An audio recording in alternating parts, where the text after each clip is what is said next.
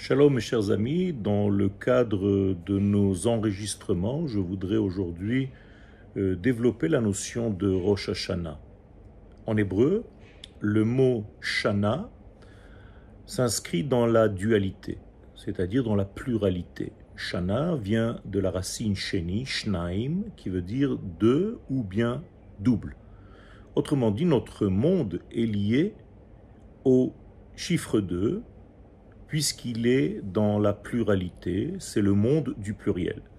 Nous sommes issus effectivement de l'infini, béni soit-il, qui lui est dans l'unité parfaite, dans l'unicité, mais lorsqu'on descend dans notre monde, nous sommes immédiatement en dehors du Aleph, bar Aleph, hors du Aleph, or en dehors de se dit Bet Resh, et Aleph, c'est l'unité. Donc bara, la notion de création, c'est en quelque sorte une sortie de l'unité du Aleph pour être dans la pluralité. Donc bara, bar Aleph, en dehors du Aleph.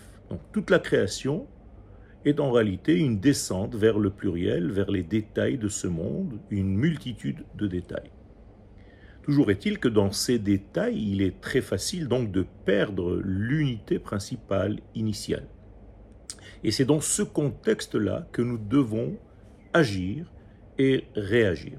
Nous sommes donc nés dans un monde de pluriel, donc le temps évolue avec nous. Donc lorsque je dis à quelqu'un Shana Tova, je parle bien entendu de la nouvelle année, donc pas seulement une bonne année, mais un bon changement. Shinui le Tova. Shana Tova, je te souhaite, dans le 2, de retrouver en fait l'unité primordiale, parce que tu auras fait des changements dans ta vie, une évolution de ton être pour retrouver cette unité.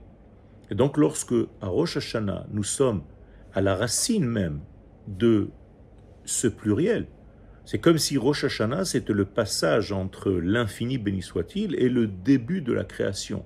Donc le passage entre le nom, que nous ne comprenons pas, et l'être, l'apostrophe.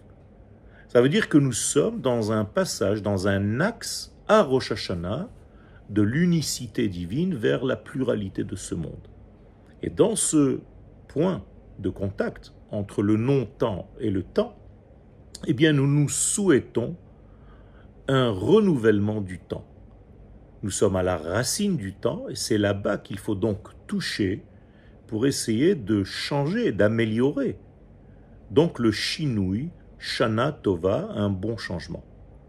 Moralité, Rosh Hashanah, c'est la graine d'une année entière à l'intérieur même de 48 heures, puisque Rosh Hashanah dure 2 jours. Ces 2 jours ont en eux le potentiel d'une année entière.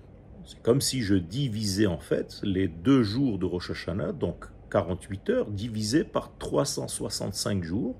Vous allez trouver que chaque jour en fait de l'année est quelques secondes dans ces 48 heures de Rosh Hashanah. Et donc les sages nous disent, fais attention, puisque tu touches à la graine, tu es dans le centre de Baccara, de l'essence même de toute la vie. Et donc ton état d'esprit, ton état de conscience, ta façon d'être, ta joie, ou bien chas v'shalom, l'inverse, vont avoir une influence sur toute l'année, puisque tu t'occupes du centre névralgique de toute l'année. Et donc les sages nous ont donné tous les simanim, les signes, pour que nous ayons une douceur, une bonté, que nos paroles soient bonnes, qu'elles soient positives, pour justement renouveler cette année avec un sens qui relie les mondes, l'infini au fini, mais en même temps avec une opportunité, une ouverture vers l'optimisme, vers l'espoir, vers l'espérance.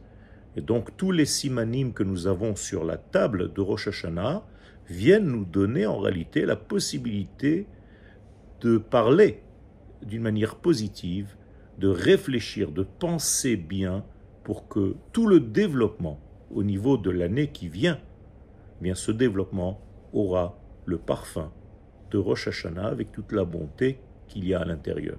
Donc soyez dans la douceur, soyez dans la joie, soyez dans le calme et essayez de penser positivement pour que toute l'année soit positive. Toda Rabba et Shana Tova.